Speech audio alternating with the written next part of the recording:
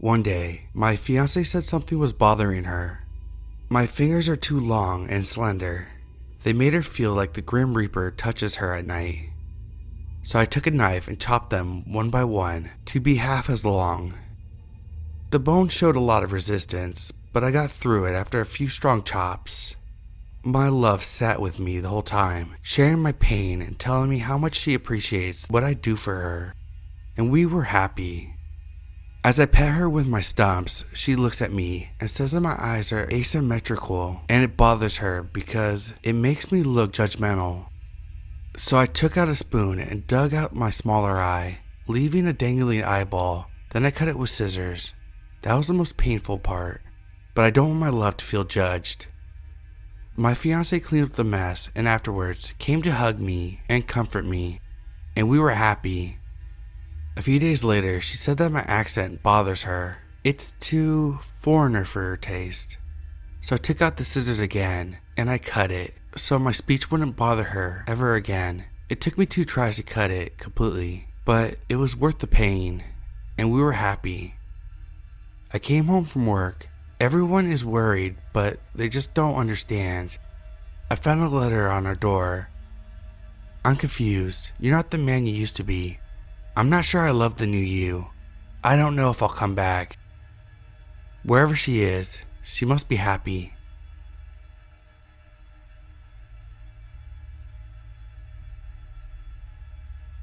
I'm trembling with excitement, waiting for Thomas to come home from his business trip.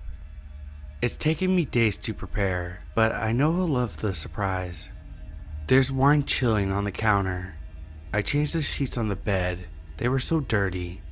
I brought a special red silk teddy, a cheap internet sale one that barely covers my skin. My skin, it doesn't look as good as I want it to lately. It's gotten saggier and a little dull, but I know Thomas will make me feel sexy. He's kissed it and touched it enough times. One of my favorite things is watching him kiss the little butterfly tattoo on my hip. Adrenaline surges through me when I hear the key in the lock. Lee, honey, oh wow. His words trail off when I assume he sees the wine and the candles. His tone shifting, his footsteps coming closer to the bedroom. God, I've missed you. The door's open and we finally make eye contact. I flutter my eyelashes, waiting for my man to join me. He doesn't though. He lets out an ear-splitting scream, and he doesn't stop. The noise makes me frightened. I thought he would like this. Does he think I'm ugly? Does he like the way I got ready for Valentine's Day? He's still screaming. Something about where is Lee, and what did I do to her? I try to explain. I'm telling him I am Lee. I even have the butterfly tattoo, see? But you know what this asshole does? He calls me a crazy bitch, asks where his wife is, and says he's calling the police. I get off the bed and grab my hunting knife. I'm pissed. He never fucking appreciates anything I do. Fucking men, they're all the same. If you must know, the rotting sack of meat the skin comes from is downstairs.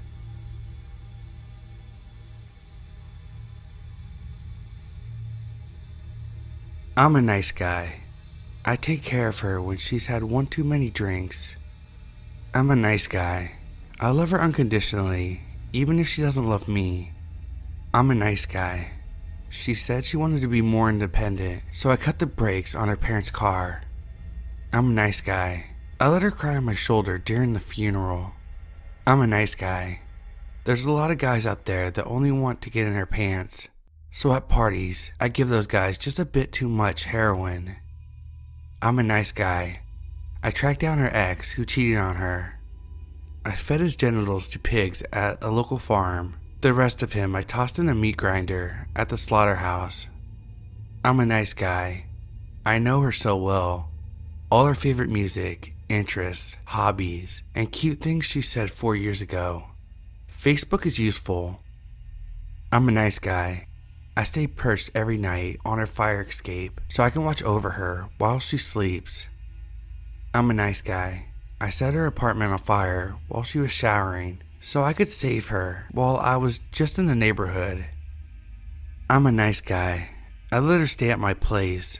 I have her complete trust. I'm a nice guy. I chained her inside my closet while she was sleeping. There's no place safer for her in this world. I'm a nice guy. I love her, even when she calls me a crazy monster. I'm a nice guy. You believe me, right?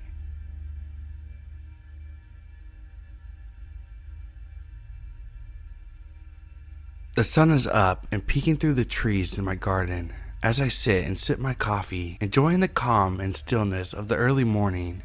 This has always been my favorite part of the day, and I stretch contentedly. The pleasant arch of my body reminded me of the delights of last night. I wonder if he's awake yet. I can see him in my mind's eye, his beautiful body naked on the rumpled sheets, his hair sticking up everywhere, and his face with that cute little furrow between his eyebrows that only appears when he's dreaming, or worried, or in pain. Whenever I see it, I want to kiss the furrow and make it all better. It's been a long, hard road to where we are today. Both of us made mistakes along the way, and there's been a time when I thought I'd scared him off and ruined things, but now, on this glorious morning, I sit and give thanks that he's finally mine forever. There's no way I'm ever gonna let him go. I love him too much to ever risk losing him. I finished my coffee and put a fresh pot on. The radio is playing love songs all day today. Normally, I'd be feeling bitter and angry, but this morning, every lyric seems to be written for me and my beautiful boy, so I happily sing along as I prepare my tray. It's ready, and it's perfect. Carefully, I carry it upstairs and nudge the bedroom door open with my foot. "Good morning, lover," I say as I see him start to stir. "Did you sleep well?" He opens his eyes and looks at me, his eyes still half filled with dreams. Suddenly, realization draws and he jolts awake and tries to sit up, only to be stopped by the handcuffs on each wrist and the shackles on his ankles. He tries to shout out, but his voice is all but silenced by the duct tape wound around his face. I laugh. "Silly, did you forget where you were? I thought I made it clear last night that you're not going anywhere." I set the tray down on the bed and watch his beautiful blue eyes darken in fear as he sees the boiling water, hacksaw, bleach, razor blades, and other instruments of torture I have set out beautifully on a white muslin cloth, along with a single red rose for my forever love.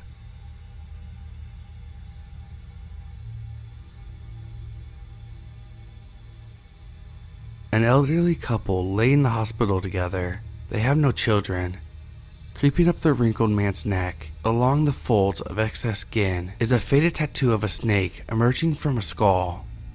On the woman's sagging lower back, the distorted image of a goat skull is pressed against the sterile sheets. They were once wild and passionate lovers. He was in a rock band. She was into coke. He liked to set fires. She manipulated others using sex. He once robbed an old woman. She tried to hit stray cats with her car. Two heinous people in a relationship that rivaled Shakespearean love. They were perfect. Though they were never married, they were inseparable. How could you be angry at someone who hated the same things that you hated? Through the life they built together, the couple was enamored. There could never be a love so fervent, so limitless, so unapologetically fanatical. And their eyes closed at the same time, for the final time. He dreamed of her youthful, leather-clad body. She dreamed of his very loud music. With a final sigh, each dreamed of the other and died in peace. Each had been quite accepting of the fact that if hell existed, they would burn there eternally. It was a price for the life that they loved to live. However, they came to learn something about hell. It was different for lovers. They were chained very near to each other, just out of reach. Every day, one of them would be set on fire. The other was given access to a fountain and a thimble.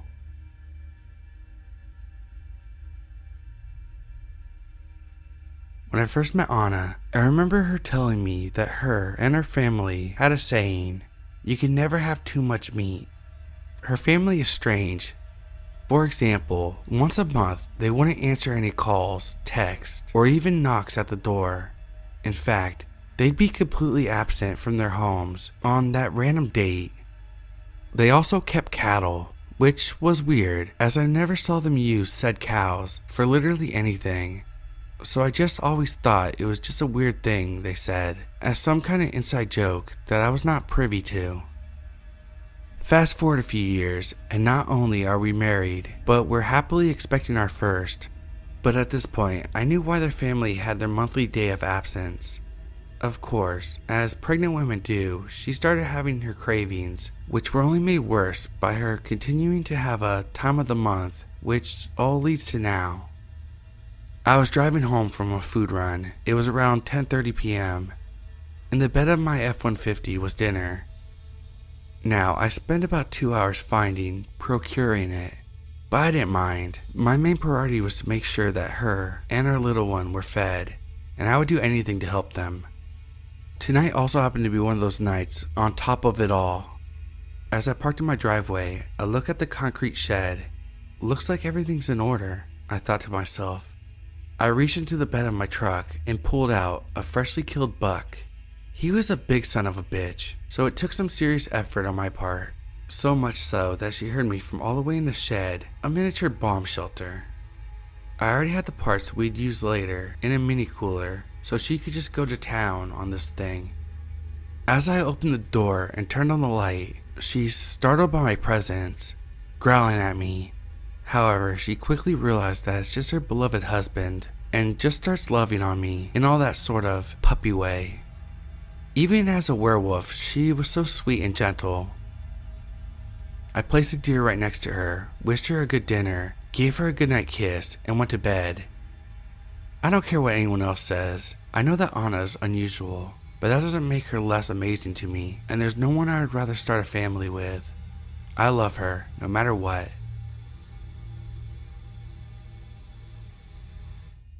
What is love? People will tell you different things. For instance, a poet may weave a tale of wonder with beautiful words that quicken the heart and put butterflies in the stomach. A scientist, on the other hand, might tell you that love is simply a chemical reaction in our bodies, pheromones reacting to the most basic levels to further genetic lines. And an old couple with wrinkles around their eyes may smile at each other knowingly and state that love is a bond forged over time, becoming stronger with each overcome hurdle. Linguists who have the knack for acronyms may joke that love is abbreviated for loss of voluntary emotions. They might be right after all. But me, I know what love really is. It's that little voice in your head that starts out small, but grows over time, singing to you, moving you, swaying you, shouting at you. Love is that angry voice that shatters your peace and tears your mind apart, little by little, when she won't respond to your texts or phone calls or emails, and when you're standing on her porch beating down the door to be let in. Love won't let you breathe. It strangles your throat like a too tight collar that you can't loosen. Love is the blurred highway you drive down after you had too much to drink. Love is the blood on your knuckles after breaking open her bathroom window. Love is hearing her wash at the sink while you're standing behind the shower curtains. Love is wondering where the hammer in your hand came from as you smash into her skull over and over. Love is staring into her blank eyes, the red puddle growing around her cracked head. Her plump lips parted, just so in an expression of surprise and fear. No more. It was that moment, as I slowly slumped on the floor, that I realized that love is the relief of knowing it's finally over.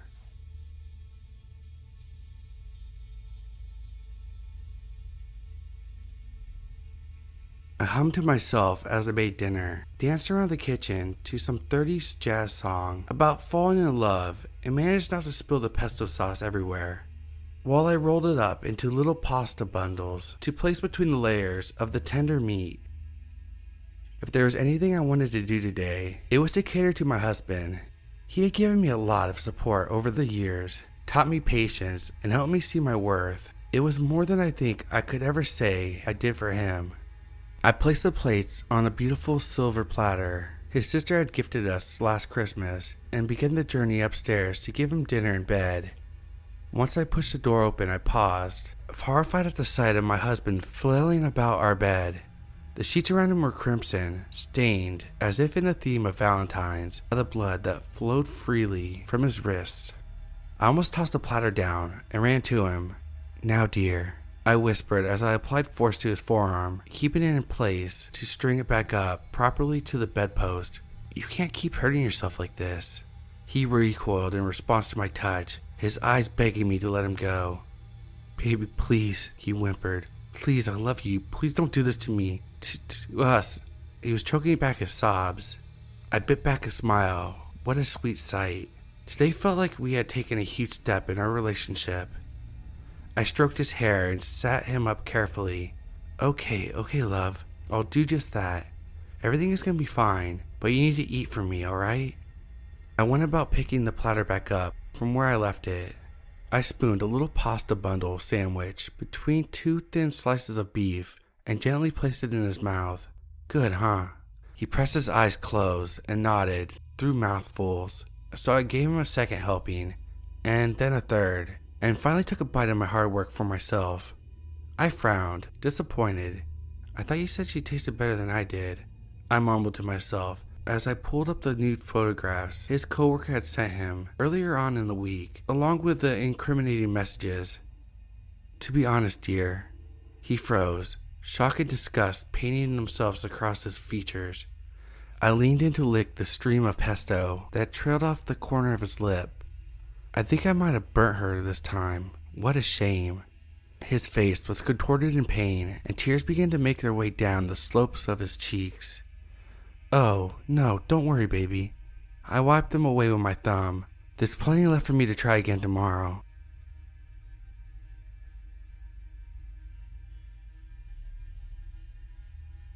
"Excuse me, is this seat taken?" Elliot gave the beautiful brunette sitting at the bar a smile and tilted his head.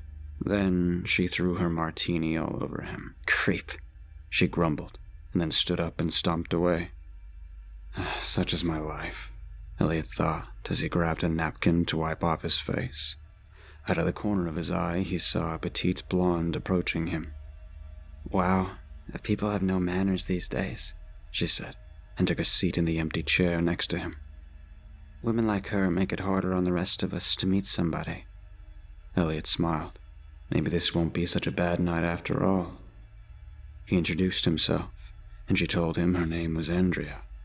After a few minutes of conversation, she agreed to let him buy her a drink. Andrea ordered a margarita, and Elliot stuck to his usual Miller Genuine Draft. They talked for hours, ordering several more drinks along the way. Finally, it was apparent this was going to go farther than just friendly conversation and flirting, so they headed to the men's room. Elliot wasted no time and gripped her in his arms. His kiss was slow and gentle as he caressed her, so passionate that she was unaware of anything else as the room spun around her. Then she passed out. He scooped her up and carried her out of the bar. As he walked past the bartender, Elliot gave him a gracious nod. "I guess she's a bit of a lightweight," he said, then walked out. It didn't take long to hail a cab. Elliot checked his watch for the time, and once they were in the cab, he grabbed her purse to look for her ID. He had to move quickly. The cab pulled over on the side street and stopped in front of a black, unmarked van. Elliot got out and paid the driver, then scooped Andrea up in his arms, careful not to jostle her up too much as he loaded her into the back of the van. He would get rid of her purse later. "This one's cute," said a man named Maurice. "She'll go for a high price overseas." "Yeah, she certainly is that." Maurice reached into his jacket pocket and pulled out an envelope filled with large bills. "You can count if you want, but it's 20%, just like we agreed." "No need, I trust you," Elliot said, and pocketed the money. The walk back to his apartment was short, and he quickened his pace as the cool February air hit him. He wasn't surprised when he found the brunette woman from the bar earlier that night, sitting on the front step of the building waiting for him. "Same time tomorrow night?" Elliot smiled, nodded, and handed her $500 out of the cash he had. "There's an extra 100 in here due to the holiday. Thanks again, and happy Valentine's Day."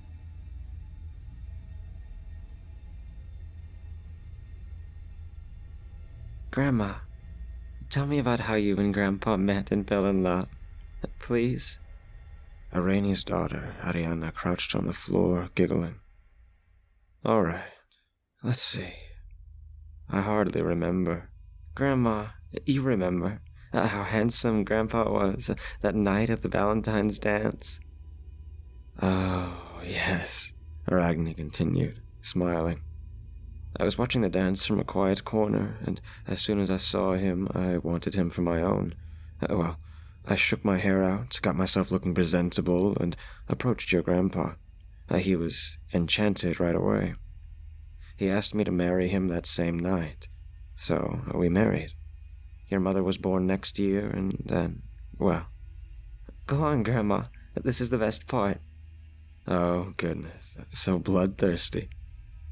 I ate him, of course. We can't keep our human form forever, you know. But you loved him, right? Ariana worried. Of course, dear. I ate his head first.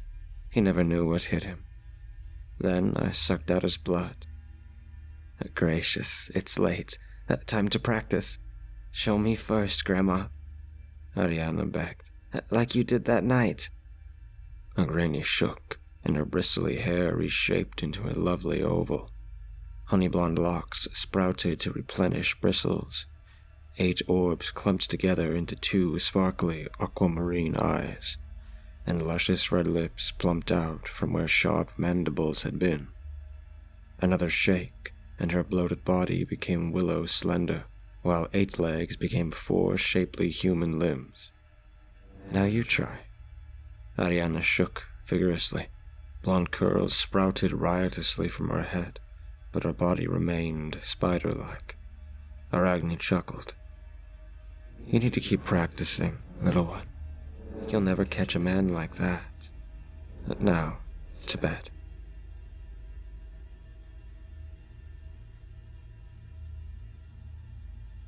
Millie, wake up. Come on, it's your birthday. Today's a very special day. Mom's working so you can spend the whole day with me. Meet me in the living room when you're ready. My sister Elena sings cheerfully at me after shaking my mattress. I get out of bed and stare at the mirror with a disheartening annoyance. My mousy brown hair lays as limp as death, and my eyes are so unremarkable that barely anyone knows what color they are. My spindly frame, flat all over like a boy, leaves a lot to be desired. I'm not the prettiest of girls where I come from, and definitely not as beautiful as Elena. She's 25 and has been perfect since well before I was born. I trudge down the hall and pour myself some cereal into a bowl. Elena's perched on a chair, eyes brimming with excitement. She starts in before I even sit down. Okay, Millie, hear me out. The women in our family have always been a little different. Every Valentine's Day on our 18th birthdays, something called the blooming takes place. It sounds weird, just listen. You were born on February 13th, so there's not much time to teach you everything. Go out tomorrow and find the right man. If you feel one, draw in your spirit near. That's the one you want. What? She continues despite my incredulous expression. Meet him for a date and let him take you home. Make sure he lives alone.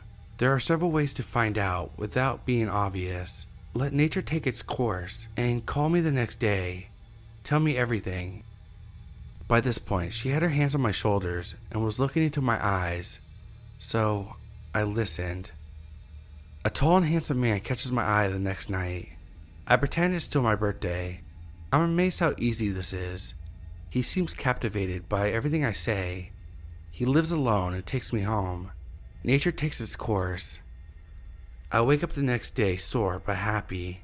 He's still laying there peacefully. I snuggle him. He feels like cold marble against my skin. Eyes open, no pulse, like a withered grape left in the hot sun. I called Elena, panicked, and gave her the address. When I opened his door, she's smiling wide, completely calm. Tears are streaming down my face. Elena, help me. What did I do wrong? I did exactly what you told me to do. She gathers me into a hug. You did what you're supposed to do. I look at her, more confused. Millie, go look in the mirror. I go into the bathroom and look at myself.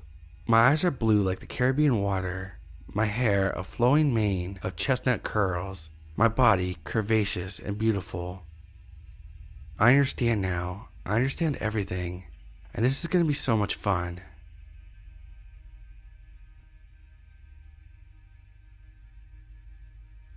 Beneath the decorations of pink, red, and white, girls danced with their sweethearts. My sights, however, were set upon she who sat alone at one of the tables, her chocolate brown eyes scanning the crowd. Beneath her thumb and index finger, she twirled a pink rose. Her name was Vanessa, and she was, without a doubt, the prettiest girl in the school. Not just because of her looks, but also because of her sweet, innocent disposition. From the moment I first saw her, I was love-struck, though I could never muster up enough courage to tell her how I felt. At least today, I could leave her a Valentine's Day gift. "Did your date stand you up?" I asked, approaching her. "I guess," she sighed. "I don't even know who it is, only that they left a rose in my locker. It has this card tied to it that says, 'To the prettiest girl in school.'" "Oh, sounds like you got a secret admirer," I teased, nudging her shoulder. She smiled timidly, her cheeks turning red. "Punch?" I offered, holding out one of the 2 cups. "Thank you," she said, taking it. We continued conversing, all the while watching the others dance to the music that played. After about 15 minutes, Vanessa began to grow disoriented. "Hey, are you alright?" I asked, as she slouched over, head in her hands. I'm not sure," she groaned. "I feel lightheaded all of a sudden." "Here," I said, helping her up. "Let's get you outside for some fresh air." Outside the gymnasium, I knelt by Vanessa as she tried to regain her composure. "I think I need to go home now," she managed to say. "I'll call my parents. I can't drive like this." "Well, how about I bring you home?" I suggested. "Are you sure?" she asked. "I don't want to be a burden." "I have nothing better to do," I answered, shrugging. "Well, okay," she mumbled.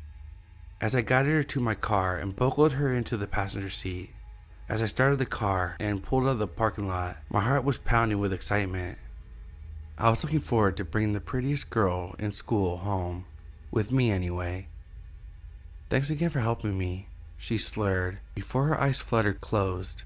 "Anything for my favorite student," I replied.